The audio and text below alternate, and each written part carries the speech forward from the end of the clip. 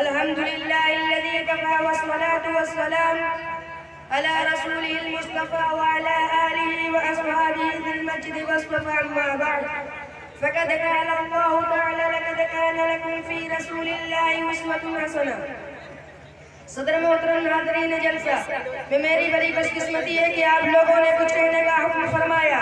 ایک حقیر انسان کی آپ لوگوں نے عزت فرمائی ہے، اس کا میں تہ دل سے شکر گزار ہوں. آپ کے سامنے دو آیت پڑھی ہیں. پہلی آیت میں اللہ جل جلالہ وعمن والہ ارشاد فرماتے ہیں کہ ہم نے آپ کو بلا شبہ خوشخبری دینے والا اور ڈرانے والا بنا کر بھیجا. دوسری آیت میں اللہ تعالیٰ کے انسان کو مخاطب کرتے ہوئے فرماتے ہیں کہ تمہارے لیے اللہ تعالیٰ کے پیغمبر رسول صلی اللہ علیہ وسلم میں بہترین رہنمائی ہے. سبحان اللہ. وہ دور یاد کیجئے جب سارا عالم شرک و کفر میں مبتلا تھا، خدا کی عبادت گاہ بدوں کا اڈا بنی ہوئی تھی. دین حق کے طلبگاروں کو کوئی ایسا آدمی نہ ملتا تھا کہ انہیں صراط مستقیم پر گامزن کرے.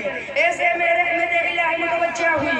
اب دین و شریعت کا موسم خدا رخصت ہو رہا تھا. موسم بہار آیا اور انسان مان کے ساتھ آیا کہ چمچکان گلو گلزار ہو گئے. شریعت حقہ کی خوشبو چار داغ عالم میں پھیلنے لگی، یعنی پیغمبر آخری زمان ہادیہ بڑا سرکار دو عالم جناب محمد رسول صلی اللہ علیہ وسلم ایک کامل محمد شریعت لے کر دنیا پر تشریف لائے.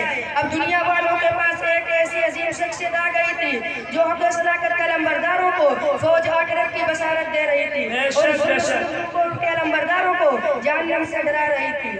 اب ایک ایسا انسان دنیا پہ آ گیا تھا جو انسانی پیکر میں ہوتے ہوئے بھی سراپا روشنی تھا، جو انسانوں کے ساتھ رہتا تھا، شادی بیاہ کرتا، کھاتا اور پیتا، مسجد میں وحدت تقریر سے دلوں کے میل کچیل کو صاف کرتا. اس کے اس کی کردار کی طرف کسی کی انگلی اٹھی اور نہ اٹھتی تھی. صراط مستقیم کے شہدائیوں کو اب ایک نمونہ مل گیا. چنانچہ انہوں نے اس نمونے کو سامنے رکھ کر اپنی زندگی کا ڈھانچہ درست کر لیا.